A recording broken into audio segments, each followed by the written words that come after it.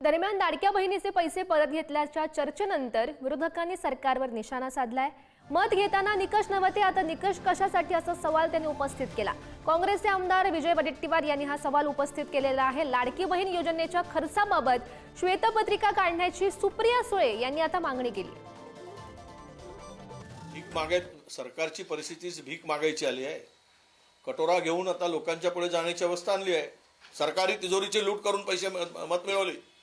आता का बेईमानी करताय? काल मी ऐकलंय त्या महिला बाल कल्याण मंत्र्यांचं स्टेटमेंट। ते म्हणतात की ज्यांना 1000 रुपयाचा लाभ मिळत असेल तर 500च मिळतील, ज्यांना 500 मिळतील त्यांना 1000 देऊ, आणि जे निकष लावलेत निम्म्यापेक्षा अधिक लाभार्थी महिला यापासून वंचित राहणार आहे, वगळल्या जाणार आहे। याचाच अर्थ स्पष्ट आहे की मतासाठी केलेली ही बेदागी होती, बेईमानी होती, हे आता स्पष्ट झालेलं आहे। बंद होईल का नाही मला माहिती नाही, पण म्हणजे तो निर्णय सरकारचा असेल, पण फिस्कल डेफिसिट म्हणजे सरकारचा होणारा खर्च, आणि अनेक वेळा इलेक्शन चालू असतानाही लोक म्हणत होते की डीपीटीसीचे पैसे वळवले जात आहेत। हे काय आहे, खरं नक्की काय आहे?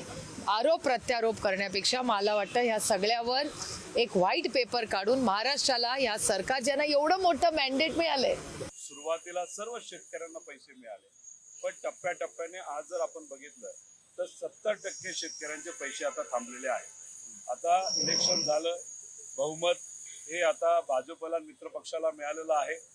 आता तुम्ही बघाल की हळूहळू टप्प्याटप्प्याने बऱ्यापैकी आमच्या लाडक्या बहिणींना ते योजनेपासून वंचित ठेवतील।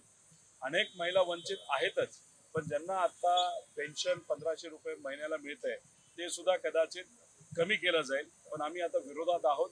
आम्ही आमच्या लाडक्या बहिणींसाठी तिथं भांडू, आणि जर उगाच नावं कमी केली जात असतील तर मग आम्ही ते होऊन देणार नाही, याची दक्षता नक्कीच। चुकीच्या पद्धतीने जे त्याच्यामध्ये त्या योजनेमध्ये फिट बसत नाही अशा अनेकांनी सुद्धा फॉर्म भरायचा प्रयत्न केलेला आहे। ज्यांची उत्पन्नाची मर्यादा चांगली मोठी आहे असे लोक जर वापस करत असेल तर त्याचं स्वागत केलं पाहिजे।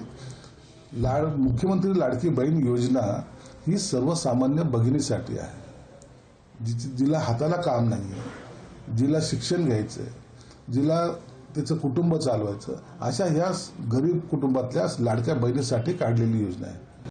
नाही, मला वाटतं आता अतिशर्ती टाकायला नको, कारण निवडणुकीच्या अगोदर ज्या लाडक्या बहिणीला तुम्ही पगार दिला त्यांना 5 वर्ष चालू ठेवा, कारण नाही म्हटलं तरी ही योजना प्युअरली निवडणुकीसाठी होती। लाडक्या बहिणीबद्दल कोणालाही आस्था नव्हती, कुठल्याही प्रकारचं तिचं भलं व्हावं अशाही प्रकारच्या काही भावना नव्हत्या। निवडणूक समोर आहे, एकनाथजी शिंदेने घोषणा केली आणि सरळ सरळ आता आपण तिजोरीतून पैसे दिले तर मग पक्षातल्या चिन्हावर मतं मारल्या जाईल। लाडक्या बहिणीचं भलं करण्याच्या काही भावना नव्हत्या, सरळ भावना ह्या होत्या का आमची पार्टी या योजनेतून एमपीत निवडून आली, इतर राज्यात आली, तोच पायंडा इथं करायचा।